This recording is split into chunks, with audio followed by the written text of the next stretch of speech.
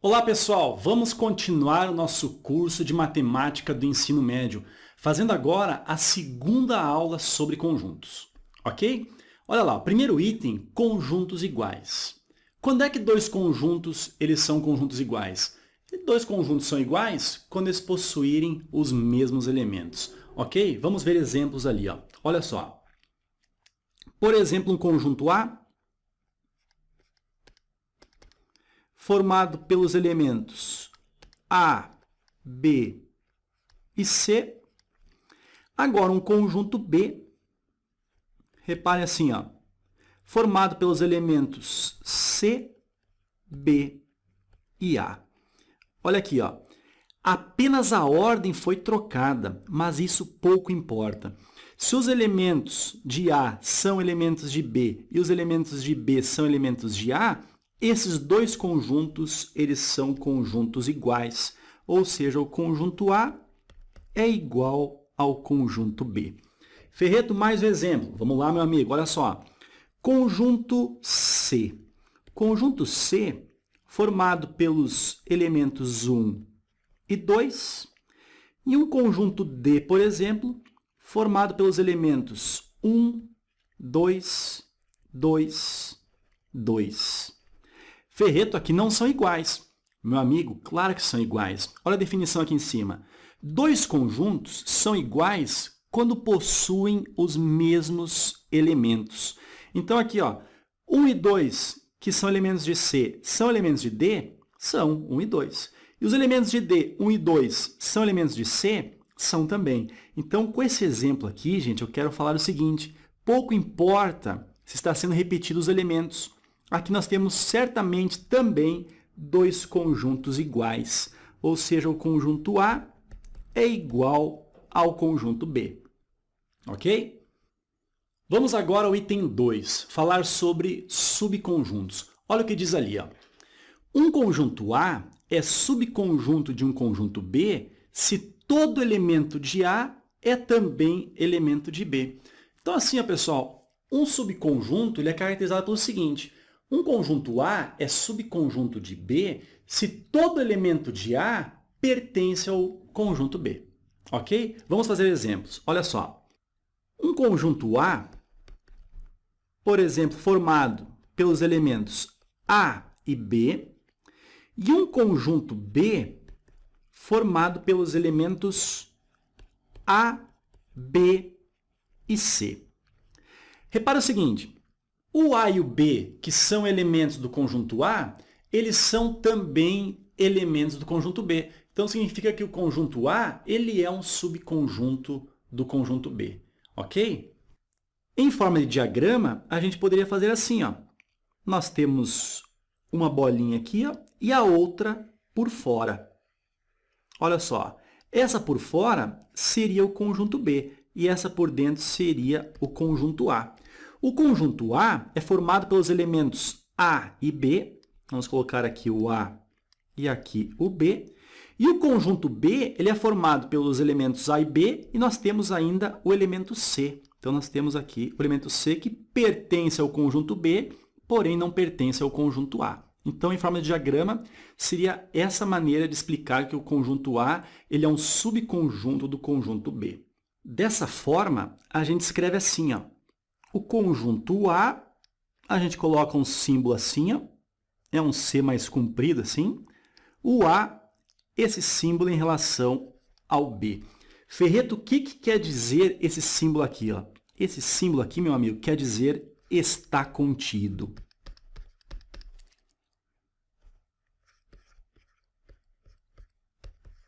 Está contido. Esse símbolo aqui está contido, então ele pode ser entendido ou interpretado de três maneiras, tá? Olha só, a primeira está contido, ou seja, o A está contido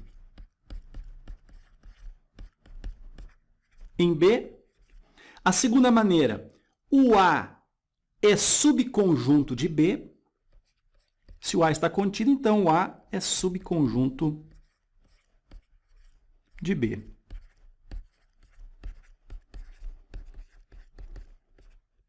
E por último, se o A é subconjunto, a gente pode dizer então que o A é parte de B. Essas três interpretações são a mesma coisa em relação a esse símbolo aqui, ok? Vamos descer um pouquinho e vamos a mais um exemplo. Olha só. Por exemplo, conjunto A, formado pelos elementos 2, 3 e 4, e um conjunto B, formado pelos elementos 4 e 5. Ok? Olha só, gente. Aqui não está acontecendo nem do conjunto A estar contido no conjunto B e nem do conjunto B estar contido no conjunto A. Aqui o que nós temos, repare o seguinte, ó, nós temos apenas um único elemento em comum, que é o elemento de número 4. Então, a gente pode expressar esses dois conjuntos em forma de diagrama da seguinte maneira. Olha só, vamos colocar um diagrama aqui e o outro aqui, ó. Nessa parte central aqui, nós temos a parte onde nós colocamos elementos que pertencem aos dois conjuntos. Aqui nós temos o número 4 como pertencendo aos dois conjuntos. Então, o 4 está nessa parte que na próxima aula a gente vai ver que fala da intersecção de conjuntos. Ok?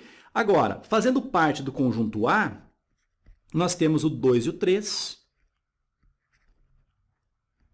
E o 4 também, porém o 4 faz parte do conjunto B e o 5 faz parte apenas do conjunto B. Então, em forma de diagrama, esses dois conjuntos são representados dessa maneira aqui, ok?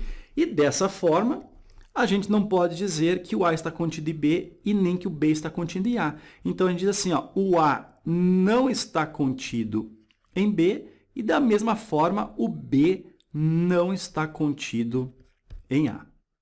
Vamos colocar mais uma observação aqui, ó, mais um exemplo. Vem comigo. Por exemplo, um conjunto A formado pelos elementos 1 e 2 e um conjunto B formado pelo elemento 3, um conjunto unitário aqui, ok? Notem, reparem, ó, nenhum dos dois possui elementos em comum. Então, a gente pode dizer o seguinte, em forma de diagrama, os diagramas são bem separados, não possuem elementos em comum. Então, aqui o conjunto A, aqui o conjunto B. O conjunto A é formado pelos elementos 1 e 2 e o conjunto B é formado pelo elemento 3. Pessoal, vou falar aqui para você agora bem importante, ó.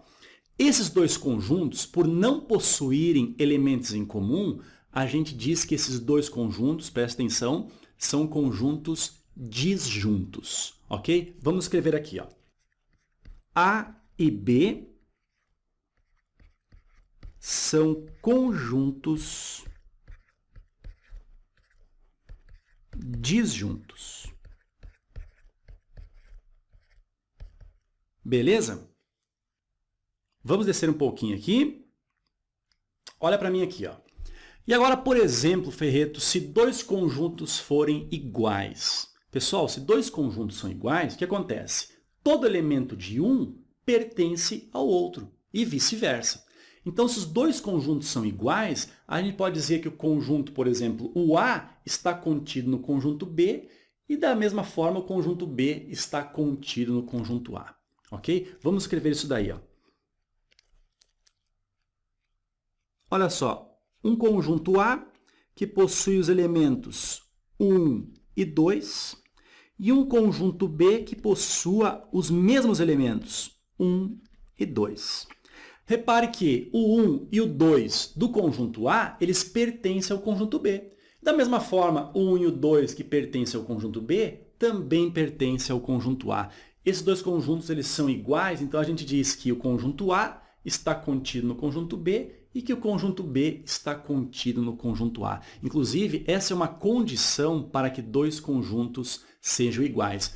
Um deles esteja contido no outro e vice-versa. Ok? Vamos escrever isso daí. Então, se A é igual a B, então o conjunto A está contido no conjunto B e o conjunto B está contido no conjunto A. Ok? Vamos ao item 3, falar o seguinte, propriedades da inclusão. São duas propriedades, olha só. A primeira propriedade fala a respeito do conjunto vazio, preste atenção. Ó. O conjunto vazio ele é subconjunto de qualquer conjunto, inclusive dele mesmo. Em outras palavras, o conjunto vazio está contido em qualquer outro conjunto. Ok? Vamos escrever isso daí. Propriedade 1, vamos escrever assim, ó, P1, diz o seguinte, que o conjunto vazio, com esse símbolo aqui, ele está contido em qualquer conjunto A, mesmo que esse conjunto A seja o conjunto vazio. Então, ele pode ser subconjunto dele mesmo. Ok? A propriedade 2. Olha para mim aqui. Ó. Um certo conjunto A, ele é sempre subconjunto dele mesmo. Em outras palavras, um certo conjunto A sempre estará contido nele mesmo. Ok? Vamos escrever isso daí? Um conjunto A, ele está contido sempre nele mesmo. Ou seja, o A é subconjunto dele mesmo. Ou seja, também, o A é parte de A. Vamos fazer agora aqui, ó, umas questõezinhas bem jogo rápido para a gente fazer um fechamento até esse momento aqui. Nós temos dois conjuntos. O conjunto A formado pelos elementos 1, 2 e 3 e o conjunto B formado pelos elementos 2 e 3. Vamos assinalar verdadeiro ou falso do item A ao item F. Vamos começar pelo primeiro. Olha lá. Item A. 3 pertence ao conjunto A. Olha lá em cima. Ó. O número 3 ele é um elemento pertencente ao conjunto A. Então, 3 pertence a A, item verdadeiro. Item B. 1 não pertence ao conjunto B. Olha o conjunto B, só tem os elementos 2 e 3, então o 1 não está aqui. Então, 1 não pertence ao conjunto B, é uma afirmação verdadeira também.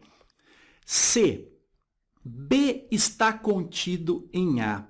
Olha lá, o B realmente está contido em A? Repare o seguinte, o B é formado pelos elementos 2 e 3. Esses dois elementos, 2 e 3, pertencem ao conjunto A? Pertence. Então, o B está contido no conjunto A, ou seja, o B é um subconjunto do conjunto A. Vamos fazer isso aqui em diagrama?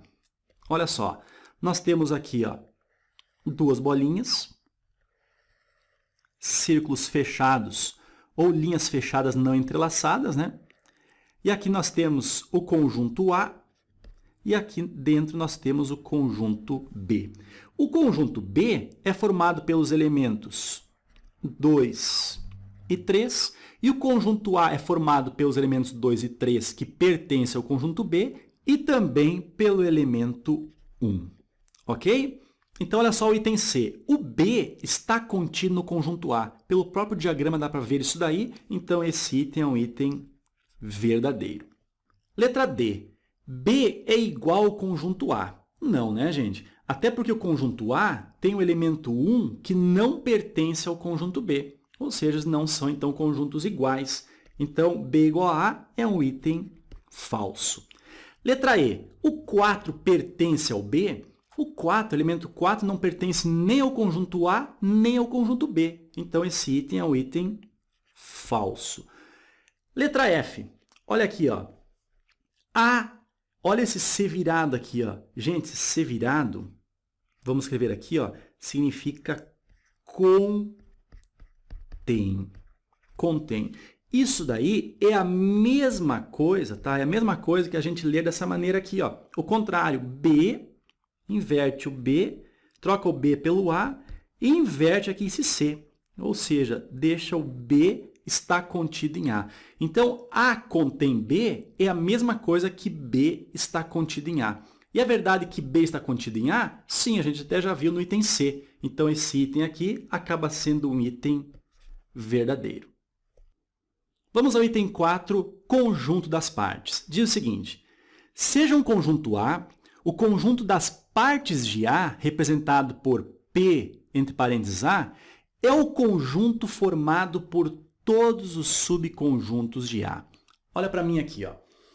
Então, o conjunto das partes, gente, é um conjunto formado por elementos. E esses elementos são outros conjuntos. Lembra na primeira aula que eu falei o seguinte, que os elementos de um conjunto podem ser números, podem ser letras, inclusive podem ser outros conjuntos. Esse é o caso do conjunto das partes. O conjunto das partes é um conjunto onde os elementos são subconjuntos desse determinado conjunto. Ok? Ferreto, fiquei um pouco confuso. Meu amigo, olha um exemplo para tirar essa confusão na sua cabeça. Vem aqui, ó. Conjunto A formado pelos elementos 1 e 2. E agora eu quero saber o seguinte, quais são os subconjuntos, vamos escrever aqui, ó, subconjuntos que podem ser formados através do conjunto A, ou seja, com os elementos que pertencem ao conjunto A. Vamos fazer aqui, ó. Quais são os subconjuntos? Eu posso formar um conjunto com o elemento 1. Eu posso formar um conjunto com o elemento 2. Posso formar um conjunto com o próprio conjunto A, 1 e 2. E posso formar um conjunto vazio. Esses dois últimos aí, ó, o conjunto 1 e 2 e o conjunto vazio, foram as propriedades que a gente acabou de ver. O que a gente acabou de ver ali? As propriedades dizem o seguinte, que um conjunto vazio é subconjunto de qualquer conjunto. Então, por isso que ele está ali. E um conjunto A é sempre subconjunto dele mesmo. Ou seja, formamos o próprio conjunto A com os elementos 1 e 2. Então, olha só, gente. Através do conjunto A, nós conseguimos formar 4 subconjuntos dele. Ok?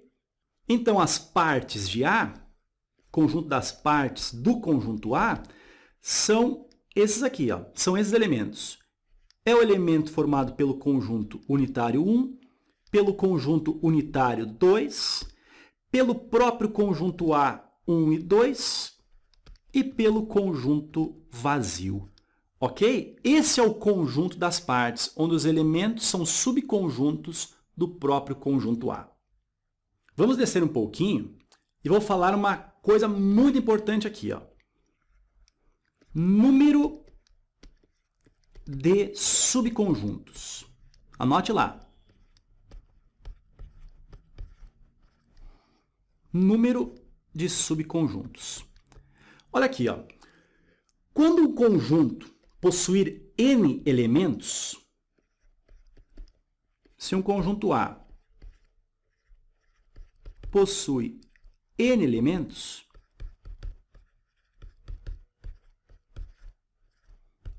então, o número de subconjuntos